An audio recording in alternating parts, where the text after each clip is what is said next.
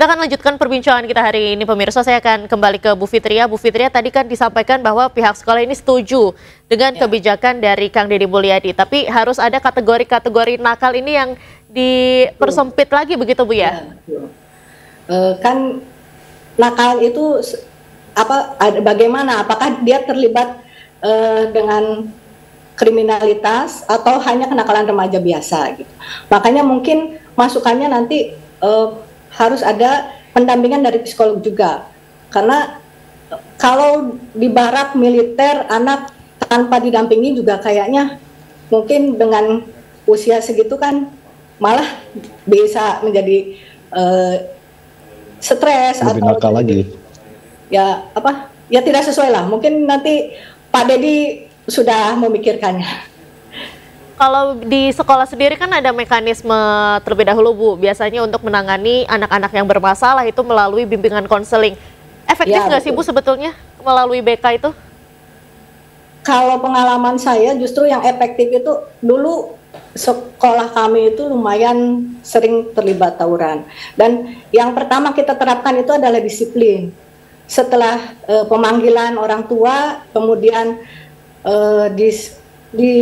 disiplin, dipantau, itu alhamdulillah sudah tidak terjadi lagi beberapa tahun ini terlibat tawuran. Jadi kalau saya simpulkan, ini ada di benang merahnya itu disiplin. Kalau kita disiplinnya ketat gitu, komunikasi dengan orang tua dan siswanya bagus, itu insya Allah tidak akan terjadi demikian sampai kriminalitas yang kalau kita lihat kemarin kan ada yang bawa senjata tajam sampai ngebacok, ada juga yang sampai waktu itu korban jiwa ya.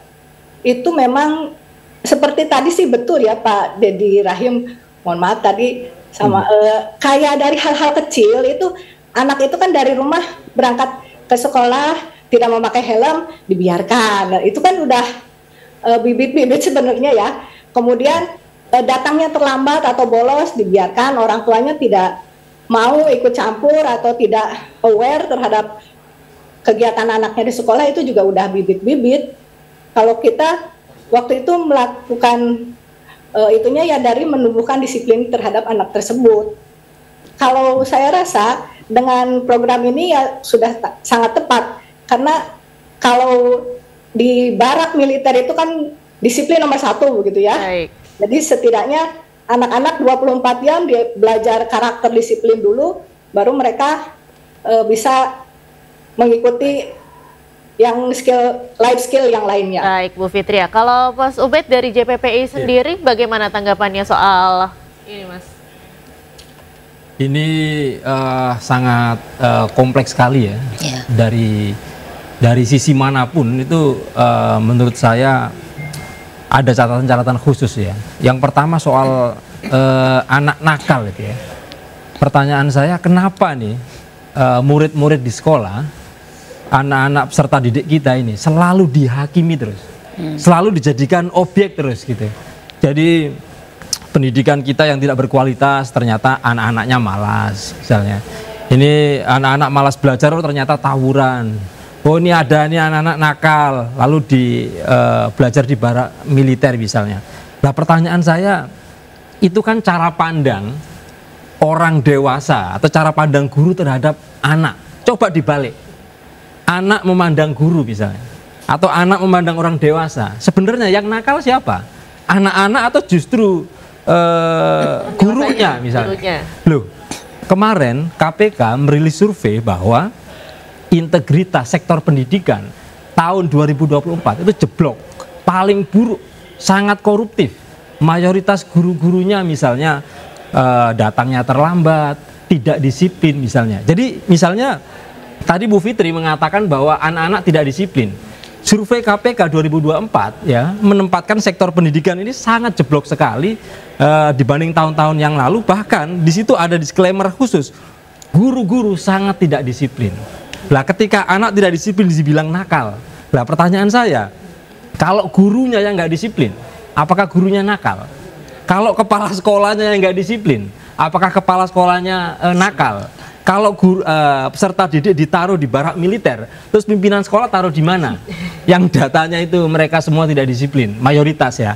Jadi ini sebenarnya sangat kompleks ya. Apalagi Gubernur Jawa Barat ini juga kita mempertanyakan atas dasar apa gitu. Mana kajiannya bahwa pendidikan ala barak militer itu jauh lebih baik daripada sistem yang ada di sekolah. Itu menjadi pertanyaan, kalau anak-anak ini katakanlah misalnya yang tidak disiplin, lalu mereka kemudian dianggap tidak layak untuk masuk sekolah, lah buat apa ada sekolah? Gitu loh. Jadi sekolah itu kan bagaimana menguatkan pendidikan karakter di situ. Yang tidak disiplin masuk sekolah jadi disiplin. Yang nggak bisa baca masuk sekolah jadi mahir membaca, gitu kan. Yang nggak bisa matematika masuk sekolah jadi pintar matematika. Nah itu fungsi sekolah. Nah kalau kepala sekolah angkat tangan terhadap anak-anak yang tawuran misalnya, ya kan? Kalau sekolah angkat tangan terhadap peserta didik yang terlibat perjudian misalnya, satu misal, fungsi sekolah apa? Fungsi guru, kepala sekolah, dinas pendidikan yang setiap tahun misalnya tahun ini ada 724 triliun dikucurkan buat sekolah-sekolah, apa? Kita bakar-bakar uang saja, pemborosan. Nah saya pikir usulan dari Gubernur Jawa Barat ini secara tidak langsung itu adalah tidak mengakui kredibilitas sekolah, merendahkan fungsi guru di sekolah gitu. Jadi guru fungsinya apa kalau mendampingi peserta didik aja nggak bisa? Sistem sekolah ini apa yang salah dengan sistem sekolah? Kenapa sistem sekolah tidak kemudian menumbuhkan karakter yang kuat? Justru integritas yang buruk itu di sektor pendidikan. Ini sebuah tanda tanya besar. Apalagi kalau kita lihat beda banget cara belajar ya di institusi sipil dengan cara belajar dengan institusi militer, beda banget. Sekarang saya tanya, kalau Anda melakukan kesalahan di barak militer, hukumannya apa? Ya ditabokin, ya ditendangin. Ya itu cara militer. Coba dipraktekkan di sekolah. Pelakunya masuk penjara itu. Itu karena masuk delik kekerasan di sekolah gitu. Jadi beda banget cara pandangnya inilah. Inilah yang bermasalah gitu loh. Contoh misalnya disiplin, kepatuhan di militer itu adalah hierarki. Siapa yang lebih tinggi? Ya, suruh minum, minum. Suruh makan, makan. Asal yang nyuruh lebih tinggi hierarkinya. Kalau di sekolah, kepala sekolah bilang, sekarang kamu jangan masuk sekolah. Itu bisa membantah. Kenapa Pak saya dilarang masuk sekolah?